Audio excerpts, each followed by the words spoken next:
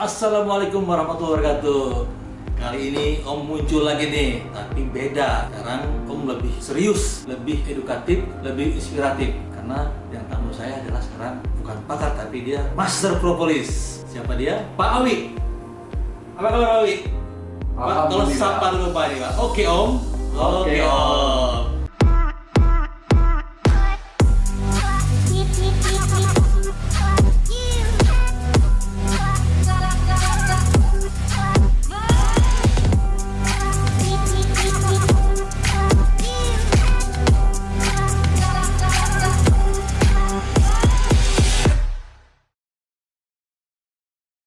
Ini di channel kita Pak, di channelnya Om Jana. Oh Iya. Om Jana punya channel namanya Oke Om. Isinya apa aja Pak? Mau itu ada artis boleh, mau ada artis yang seksi juga boleh, mau ada politikus boleh, pelawak boleh. Nah Bapak ini seorang Master Propolis. Kita dapat kabar Bapak itu justru kena COVID. Nah kan aneh, Bapak sebagai Master Propolis yang selalu menggembor-gemborkan bahwa propolis adalah antivirus, ya kan, bisa menyembuhkan beberapa penyakit yang berhubungan dengan virus. Kok Bapak sebagai Master Propolis kok tiba-tiba kena gitu loh? Saya juga kaget. Alhamdulillah. Jadi saya setelah melewati proses krisis kena COVID, saya berpikir ini adalah sebuah keberkahan yang datang kepada saya. Ya. Jadi dengan saya melewati krisis mengalami COVID itu seperti apa, saya menjadi jauh lebih paham tentang propolis, jauh lebih paham tentang propolis ini dalam perlindungan terhadap tubuh Anda menghadapi COVID. Ya, kenapa saya bilang ini berkah bagi saya? Karena satu tadi ya, pertanyaan orang semua kepada saya setelah dengar saya kena COVID adalah bagaimana seorang Master Propolis bisa kena COVID. Begini ya, jadi saya mungkin 8 tahun memasarkan propolis itu adalah orang yang mungkin ya paling banyak minum propolis. Tapi saking rutinnya saya minum propolis itu juga bukan setahun 365 hari penuh. Ada bulan-bulan kadang-kadang saya merasa bosan sekali minum propolis karena propolis itu sungguhnya suplemen yang rasanya memang tidak enak sekali, pahit ya, pahit jadi sangat tidak enak. Jadi kadang-kadang ada rasa khawatir terhadap penyakit, mungkin kasus jantung atau mendengar berita orang meninggal jantung, buru-buru saya minum propolis sepanjang bulan, sebulan, 2 bulan, 3 bulan. Habis itu rasa kekhawatiran hilang, jadi lalai lagi tidak minum propolis. Jadi sepanjang tahun itu saya tidak pernah namanya tiap hari minum propolis selama 365 hari. Nah, termasuk kemarin sebelum saya kena COVID itu, saya kira-kira itu mungkin satu setengah bulanan mungkin. Saya terakhir itu tidak minum propolis. Lain dengan kejadian waktu awal kita dengar tentang COVID ini, bulan Maret begitu hebohnya, itu saya, istri saya, anak-anak saya tiap hari itu kasih minum propolis. Sehari 3 kali saya yang tuangin ke mulut mereka. Dan saya perlu pastikan mereka sehari minum 3 kali sampai 5 kali. Termasuk saya pasti minum kan. Ya awal-awal bulan Maret, April, itu kan begitu gentingnya ya. Sampai bulan mungkin Juni, Juli, itu saya masih minum sangat rutin. Kesininya sudah kadang minum, kadang tidak. Bahkan 1 bulan terakhir itu saya praktis tidak minum. 1 bulan apa ya? Lebih dari 1 bulan, mungkin ada 1,5 bulan saya tidak minum sama sekali. Itu karena bosan? Karena mengalami kebosanan dan sebenarnya ya kita hampir semua masa itu sama, itu masyarakat itu hilang rasa takut karena COVID ya. Di bulan-bulan November, Oktober, November itu orang udah cuek. Anda bisa lihat di mana-mana orang berkerumun, tidak pakai masker, bahkan sebagian sudah bilang tidak percaya sama COVID. Nah, begitu juga yang saya alamin ya. Jadi lebih kurang. Termasuk Bapak nggak percaya sama COVID waktu itu ya? Bukan, saya masih percaya sama COVID. Hanya hilang rasa takut ya. Sehingga pakai masker, tapi kadang-kadang pakainya di dagu seperti ini kan. Lebih seringnya karena memang kalau pakai masker bicara itu kan nggak nyaman ya. Terus kalau lama kan merasa nafasnya berat ya. Jadi sehingga lebih sering pakai masker tapi bohong-bohongan. Nah, jadi dalam 10 hari terakhir sebelum saya kena COVID itu, saya bahkan bertemu dengan banyak orang. Ada mungkin 4 atau 5 kejadian saya memang mengadakan pertemuan dengan orang dalam jumlah banyak dan sebagian juga tidak pakai masker.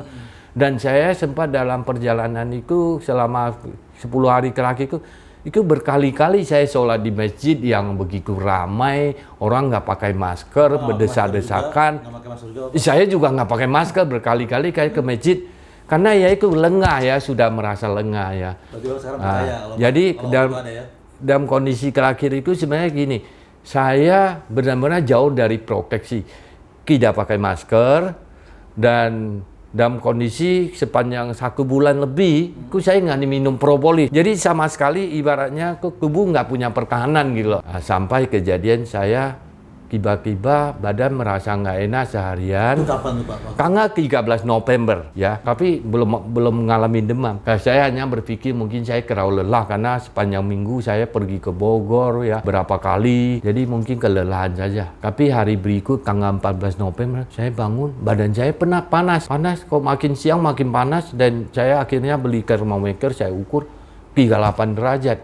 38. Ya, saya jadi berpikir, ini saya ngalamin demam nih. Saya mulai berpikir, saya hampir 8 tahun, sejak saya jualan propolis, saya sering minum propolis. Saya kok nggak pernah demam. Saya pernah ngalamin serangan jantung. Saya pernah ngalamin pneumonia. Ya. Itu apa ini? Pneumonia paru-paru radang ya, sebulan lebih saya. Saya pernah ngalamin kejadian hampir stroke. Tapi saya nggak pernah ngalamin demam gitu loh. Makanya saya sepanjang hari itu berpikir, kenapa saya bisa demam ya? Saya mulai curiga nih, jangan-jangan saya kena COVID nih. Karena virusnya berbeda kan? Jadi tubuh saya mungkin belum tahan. Waduh, saya mulai khawatir. Waduh, kenapa saya sepanjang 1 bulan terakhir ini saya nggak minum propolis ya? Jadi saya mulai menyesalin. Waduh, saya kok beberapa kali pertemuan terakhir dengan banyak orang, saya nggak pakai masker ya. Jadi saya pikiran mulai kacau tuh, mulai galau, mulai menyesalin. Saya tidak minum propolis, saya tidak pakai masker, saya bertemu dengan banyak orang. Jadi sepanjang hari saya mulai pikiran. Itu berapa jaraknya Pak antara ketemu orang dengan dalam 10 hari terakhir. Ya? Saya hitung-hitung mungkin ada 4 kali pertemuan saya dengan banyak orang, dan beberapa kali saya ke masjid. Orang-orang pada nggak pakai masker kan. Jadi saya bahkan nggak bisa merenungkan sebenarnya yang peristiwa mana kena gitu loh.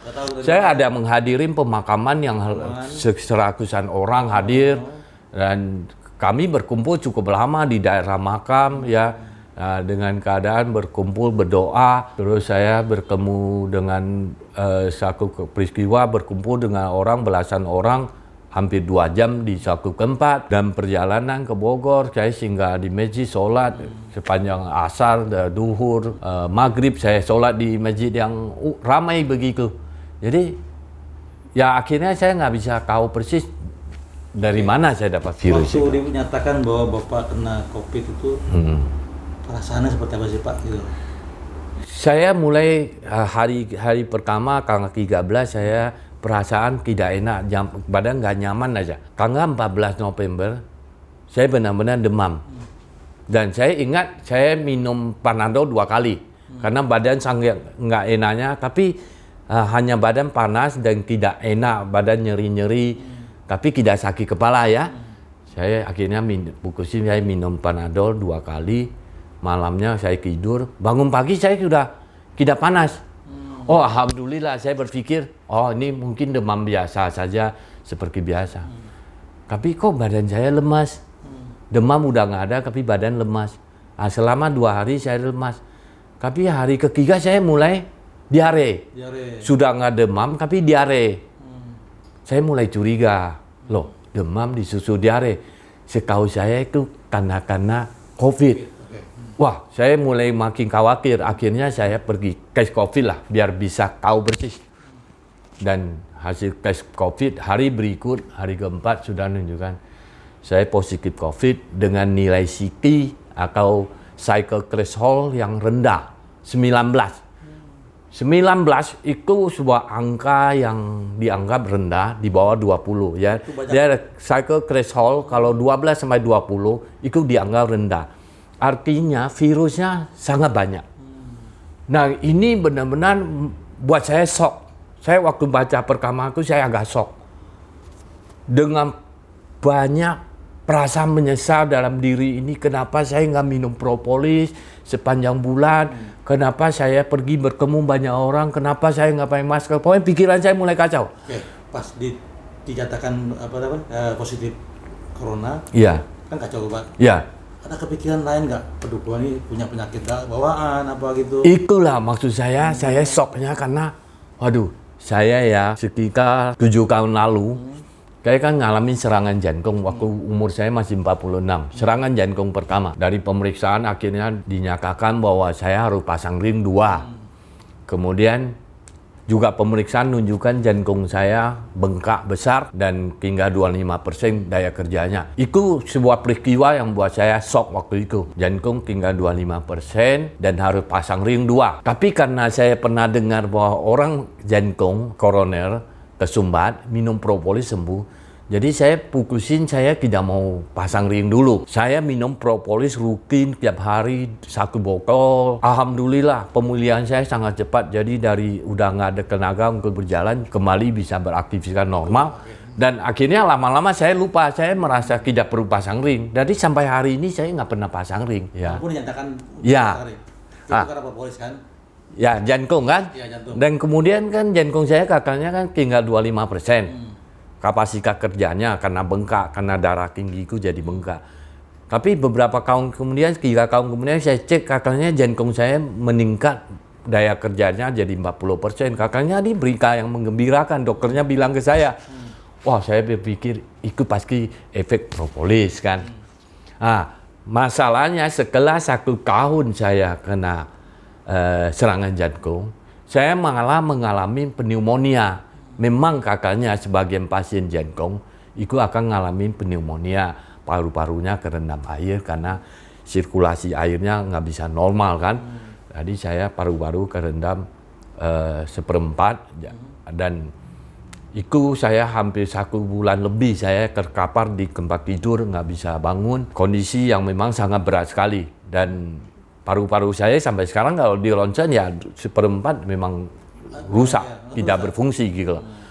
Jadi dengan kondisi saya pernah sakit jantung, sakit paru-paru dan 3 tahun lalu saya hampir kena serangan stroke dan kondisi tensi saya ini nggak pernah rendah. Tensi saya kalau tidak minum obat itu 210 sampai 225. Makanya saya rutin minum obat.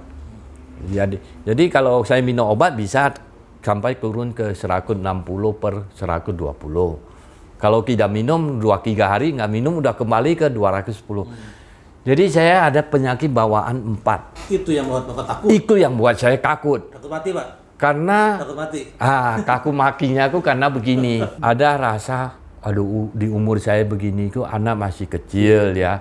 Ya belum siap lah ya. Kalau perusahaan saya tinggalin juga mereka nggak mungkin akan bisa urus.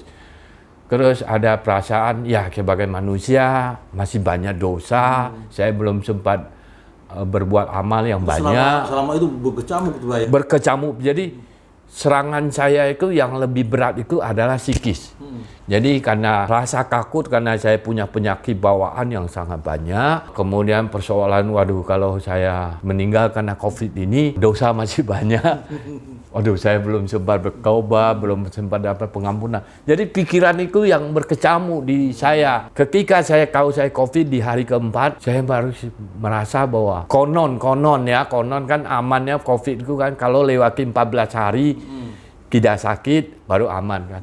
Ini baru hari keempat. Saya masih harus jalanin 10 hari lagi. Deg-degan tiap hari ya? Tiap hari deg-degan. Tiap hari mau tidur selama 2 minggu pertama itu saya bisa bangun kembali nggak? Bapak kenapa nggak langsung ke rumah sakit aja? Jadi begini. Istri saya bahkan mendesa-desa, mendorong-dorong saya supaya ke rumah sakit saja. Mau uang habis berapapun tidak masalah. Jadi saya tersentuh sama istri saya. Dia bilang, gak apa-apa uang bisa dicari. Tapi saya hanya berpikir begini, saya kalau harus meninggal, saya meninggal di rumah aja. Saya tidak mau ke rumah sakit. Itu pertimbangan Bapak waktu itu kan? Ya. Karena saya merasa bahwa orang kalau meninggal di rumah sakit itu pasti diperlakukan yang Betul. pasien COVID. Mungkin keluarganya nggak bisa tengok lagi kan. Jadi pikiran saya waktu itu benar-benar kacau sekali. Jadi saya berhitung hari, baru 4 hari, 5 hari, tiap malam itu saya berhitung. Waduh. Baru 3 hari, 4 hari gitu. Ya. 10 hari lagi gitu. Dan yang mungkin hari ke-5 atau 6 saya dengar ada saudara sepupu meninggal karena COVID di hari ke-12. Umurnya baru 45, selama ini sehat-sehat. Meninggal karena sesak nafasnya nggak tertahankan, akhirnya meninggal. Saya shock dengan berita itu.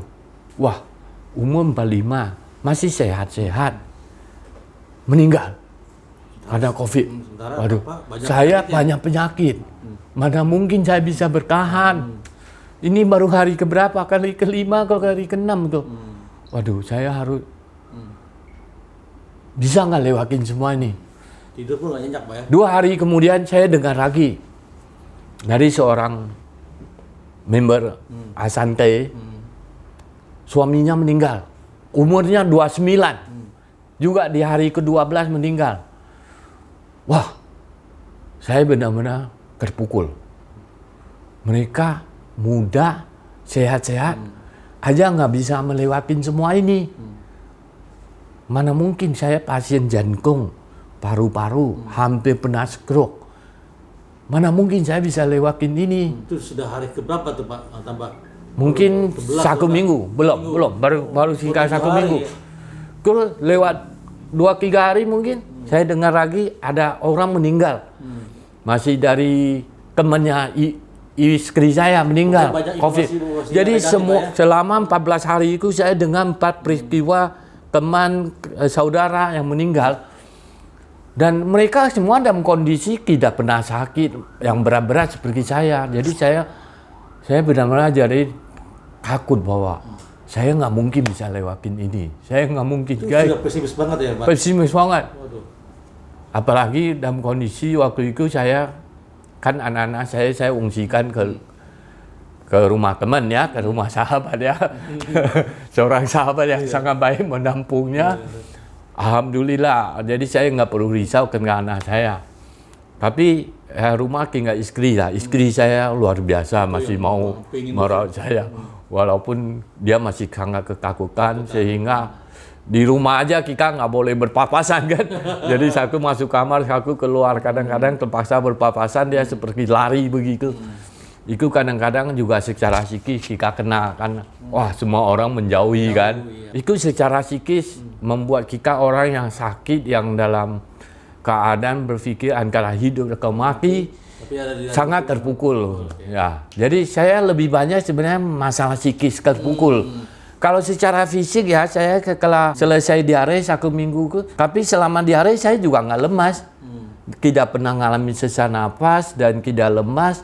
Sehat-sehat seperti orang biasa. Diare itu ada obat ya Pak? Dikasih dokter? Enggak, saya diare juga nggak makan obat dokter, nggak makan apa, saya biarin saja. Itu selama kurun waktu itu tidak minum obat dokter, tapi minum propolis? Ya, jadi selama 1 minggu pertama itu saya sempat konsul ke dokter paru-paru, spesialis paru-paru.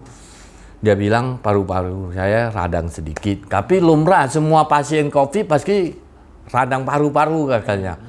Tapi ini nggak apa-apa, walaupun Bapak punya paru-paru pernah radang hebat, tapi ini radangnya sedikit saja, nggak apa-apa minum obat aja. Tapi obat yang 4 jenis atau 5 jenis yang dikasih ke saya juga nggak berani minum. Saya hanya ambil salah satunya multivitamin saya minum, yang lain-lainnya saya nggak mau minum.